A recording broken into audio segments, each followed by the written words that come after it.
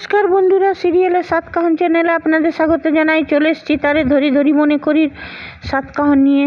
দেখা যাচ্ছে অদ্বিতীয়া তো মহাপ্রভুর কাছে প্রার্থনা করেই যাচ্ছে। মহাপ্রভু অবশেষে সেই জলের পাত্রতে দেখালেন সেই তালসোনাপুর গ্রাম। আর একজন ব্রজগোপাল দাস টাইপেরই দেখতে একজন মানুষ, মোহন ওই কচ্ছপকে খই খাওয়াচ্ছে, কিন্তু উনি খুব কষ্টে আছেন। কেন কি ওনাকে চোখে জল মুছতে দেখা যাচ্ছে। তাহলে তিনি কি ঠাকুরদার বাবা, যে ছেলে হারিয়ে গেছে সেই জন্যে কষ্টে আছেন? হয়তো সেটাই হবে, সে তো পরে জানা যাবে। নিয়ে অদ্বিতীয়া সেটা দেখে খুশি। আর এদিকে যখন পুলস্তর গ্রুপ ধরতে বলবে আরেকটা মেয়ে কোথায়, হাল্লাগুলা, তখন তো রূপ যে সামাল দেয়। রূপ বলে যে লাইটগুলো কেন অমনি হচ্ছিল, সেইটাই দেখতে গেছিলাম। নিয়ে বলছে তোমরা নাচ গান থামালে কেন, তোমরা নাচ গান চালিয়ে যাও, বলেই যাচ্ছে এরা। আরে একবার করে নাচছে এরা, বলছে নিয়ে তারপরে বলছে আচ্ছা মুশকিল তো, তোমরা পয়সা নিয়ে এসেছো তো নাচ গান, আর সেকেন্ড গান তোমরা সেকেন্ড গান চালাচ্ছি, সেকেন্ড গানের সাথে নাচো। তখন এরা মনে করছে সেজতি তারপরে বৃন্দা, এই ছন্দা, বিশাখা, যে আমরা তো সেকেন্ড গান তো আর কোনো আমরা প্র্যাকটিস করিনি, এই গানটাতেই করেছিলাম, এইবারে কি করবো রে বাবা। এইদিকে দেখা যাচ্ছে যে অদ্বিতীয়ারও ভোগ দেওয়া হয়ে গেল, আর মহাপ্রভুও ইশারা দিয়ে দিলেন যে তালসোনাপুর যেতে হবে ওদেরকে। আর ওই যে ব্রজগোপাল দাসের মতনই দেখতে একজন, নিশ্চয় ওই ব্রজগোপাল দাসের পরিবার সাথেই দাদু মনে হয় রিলেটেড, সেটা বুঝে গেল। তখন অদ্বিতীয়া ওই দিক থেকে আসতে লাগলো। রূপ বুঝে গেল যে এবার অদ্বিতীয়া আসছে, তারপর রূপ আস্তে আস্তে মিলিয়ে গেল। নিয়ে অদ্বিতীয়া আবার এলো। রূপ যখন মিলিয়ে গেল, আবার এরা হল্লা করছে যা চারটে মেয়ে ছিল, ওই মেয়েটা কোথায় গেল, কোথায় গেল বলো তো, এই মেয়েটা কি, এই ম্যানেজার মশাই বলুন তো, ওই মেয়েটার কি চুরি টুরি করা অভ্যাস আছে নাকি? এত বড় ঘর জীবনে দেখিনি, দেখে চুরি টুরি করছে। তখন গোরা এখন বলছে যে না না, সে কি, আমার গ্রুপের মেয়েরা এমনি না, মানে হিন্দিতে বলছে যে ও এমনি চুরি করবে না। বলছে তাহলে গায়েব কেন হয়ে যাচ্ছে? নিয়ে আবার অদ্বিতীয়া এলো, এসে বলছে গায়েব হয়ে যাচ্ছে মানে? আরে আমরা এসেছি তখন থেকে আপনারা একবারও চা কফি কিছু জিজ্ঞেস করেছেন, অফার করেছেন? এ বাথরুমের দরকার আছে কি না সেটা আপনারা জানতে চেয়েছেন? অদ্ভুত তো, হ্যাঁ, মানুষ যাবে না, বাথরুম যাবে না, আর তখন থেকে আপনারা এই বলে যাচ্ছেন। তখন এখন সেজতি বলে উঠছে বাথরুমটা খোলা আছে গো, তাহলে ওই বাথটব নিয়ে তাড়াতাড়ি ওকে বিশাখা আর ছন্দা চুপ করিয়ে দিয়েছে। নিয়ে তারপরে বলছে যে তাড়াতাড়ি সামাল দিতে। অদ্বিতীয়া বলো চলো, এসা এমনি জায়গাতে আমাদের নাচ গান করবার দরকার নেই, চলো তো এবার আমাদের অনেক হয়েছে করে ওরা বেরিয়ে যায় সবাই সঙ্গে সঙ্গে। নিয়ে বেরিয়ে নিয়ে বলছে তাড়াতাড়ি চলো, তাড়াতাড়ি চলো। নিয়ে ওরা যখন বেরোতে যাচ্ছে তখন পুলস্ত, আর পুলস্ত যখন সে যদি এই কথাটা বললো, পুলস্তর মাথা খটকে গেছে যে কে বললো ভাই, চেনা চেনা লাগছে, বাথটবের কথায় কী করে জানলো বাথরুমের বাথটবটার। নিয়ে এরা যখন বেরোতে যাচ্ছে তখন ওদের পুলস্তর গ্যাং সব আটকেছে। বলছে যে এত তারা কিসের যাবার, আপনাদের বিলটা নিয়ে যান, পয়সাটা নিয়ে যান, আপনার পয়সা না নিয়ে, পেমেন্টটা না নিয়ে যাচ্ছেন করে অদ্বিতীয়ার মুখের কাছে কাগজটা নিয়ে যেয়ে আর অদ্বিতীয়ার মুখের ঢাকাটা খুলে দিল। বলছে অদ্বিতীয়া তুমি, আমি জানতাম হ্যাঁ একটা কিছু তুমি করবে, দাঁড়াও না, তোমরা এসেছো তো ব্রজধামে, তোমাদের কোর্ট থেকে পারমিশন ছিল না তো আসার, তারপরেও তোমরা এসছো, দাঁড়াও সব কটাকে পুলিশ দিয়ে অ্যারেস্ট করাচ্ছি। তখন অদ্বিতীয়া বলছে সে গুড়ে বালি করে দিল ধাক্কা মেরে পুলস্তকে। নিয়ে ধস্তাধস্তি শুরু হলো, পুলস্তর গ্যাং আর অদ্বিতীয়ার গ্যাং মিলে পুরা মারপিট শুরু। রক্তিম রিভলভার বার করেছে, রক্তিমের রিভলভার শুদ্ধ হাতটাই দিয়েছে মুচড়ে, গোরা যেটা করে। আর তারপরে মেয়েগুলো সবাই মিলে অ্যাক্টিভ হয়ে গেল, কেউ ঝাড়ু ঝাঁটা যা পেয়েছে সেই দিয়ে পিটাতে শুরু করে দিয়েছে গুন্ডাগুলোকে। অদ্বিতীয়া একটা মোটা ডাঁটা, গোরাকে কেউ মারতে যাচ্ছিল যখন ও পুলস্তর ধরেছিল, তখন ওই ডান্টাটা কেড়ে নিয়ে অদ্বিতীয়া দমাদম পেটাতে শুরু, মানে পুরা ধুমধুমার লড়াই শুরু হয়ে গেছে ওদের দল দুটোর গ্যাংয়ের। নিয়ে তারপরে তো এদিকে পুলস্তকে তো ফেলে দিয়েছে, একদম গর্দন ধরে উঠিয়ে আর তারপর নিচে ধামাস করে ফেলে দিয়েছে। পুলস্তরও ওই একই অবস্থা। আর পুলস্তর বাবা, ওর তো নেশা মেশা কেটে গেছে পুরন্দর গোস্বামীর। হ্যাঁ, বুড়ো ভাম, লজ্জাও লাগে না, গোস্বামী বাড়ির কলঙ্ক নিয়ে এত সব কাণ্ড হওয়ার পরে তারপরে ওরা বললো সবকে মেরে মেরে ফ্ল্যাট করে, তখন অদিতিয়া বলে চলো জিজি চলো তাড়াতাড়ি চলো। নিয়ে ওরা তো চলে গেল। নিয়ে কোনো রকমে রক্তিমকে উঠালো পুলস্তর বাবা, পুলস্তকেও উঠালো।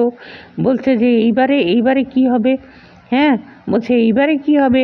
ওরা তো ইয়ে করলো, চলে এলো এইখানে, একটা ফটোও তুলে রাখলাম না, যে পুলিশে কোনো প্রমাণও রেখে গেল না, তো থানা পুলিশও করা যাবে না, কোর্টেও দেওয়া যাবে না। তাহলে তখন পুলিশ তো মনে মনে করছে, বলছে না, ওরা এত বড় রিস্ক নিয়ে, জানে ব্রজধামে এলে ওদের কী অবস্থা হবে, এত বড় রিস্ক নিয়ে ওরা এলো, নিশ্চয়ই কোনো কারণ আছে।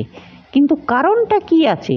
তারপরে পুলস্তর মাথার ঠনকিল, যাই তো মহাপ্রভুর মন্দিরের সামনে দেখছে, হ্যাঁ ঠিক ভোগ নিবেদন করা আছে মন্দিরের সামনে।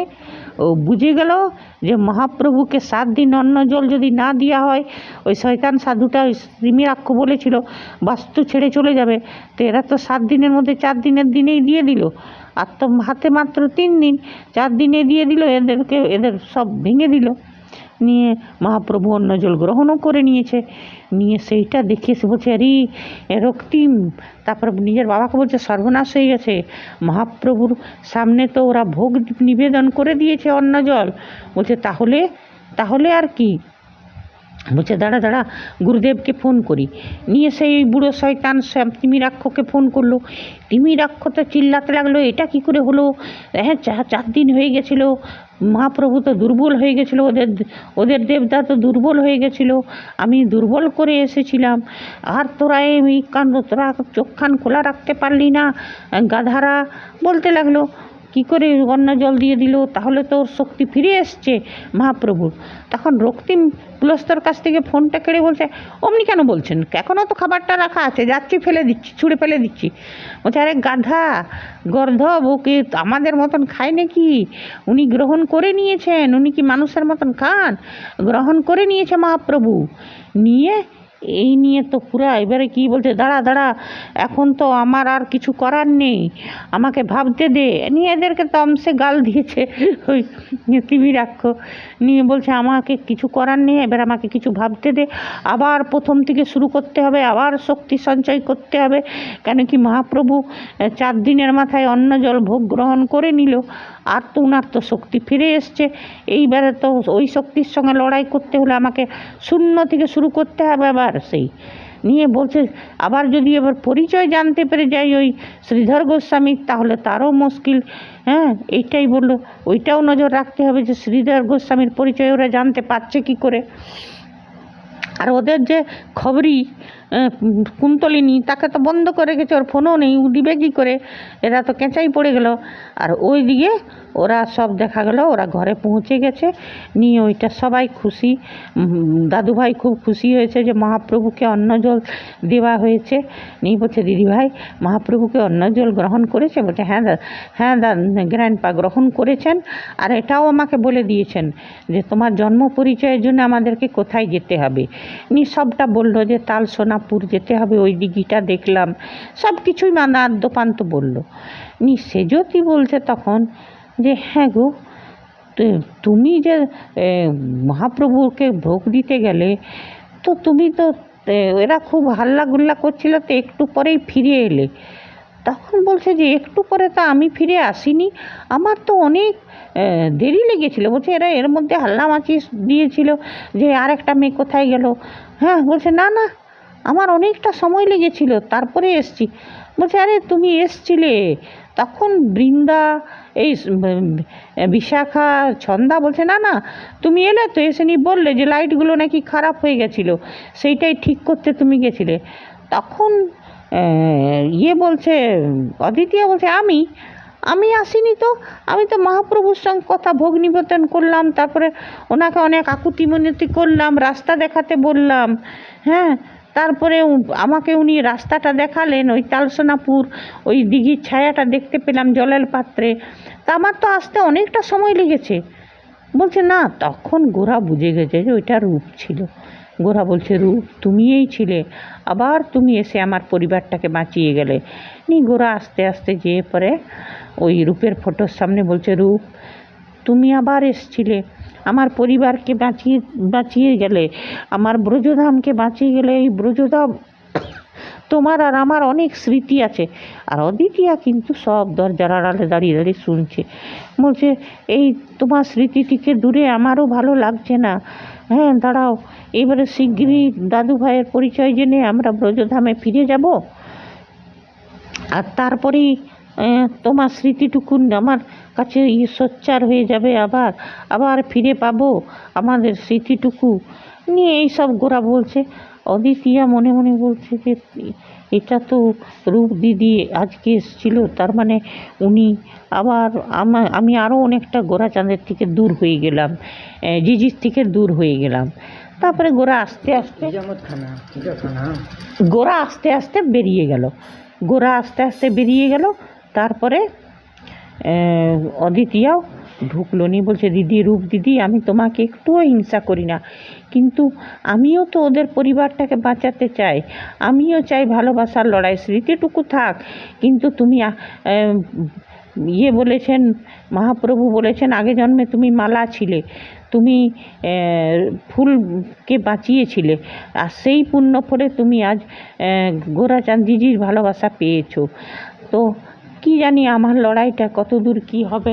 হ্যাঁ, তো তুমি আমাকে আশীর্বাদ করো দিদি, যেমন আমি জিজির ভালোবাসা পাই। আমি তোমাকে একটুও হিংসা করছি না। মানে এসব আকুতি মিনতি করতে লাগলো। আর যখন অদিতিয়া মহাপ্রভুর কাছে বলছিল, তো বললো, মহাপ্রভু যখন বলছিল পথ দেখাও, নিয়ে এটাও বলছিল যে তোমার ভক্তকে তোমার সামনে নিয়ে আসবো, ব্রজধামে ফিরিয়ে এনে আসবো, তোমাকে ভক্তের থেকে দূরে থাকতে দিব না, এই সব কথাগুলো বলছিল। তারপরে অদিতিয়া আবার ফিরিয়ে এলো, আর গোরা তো বুঝেই গেল যে এটা রূপ ছিল।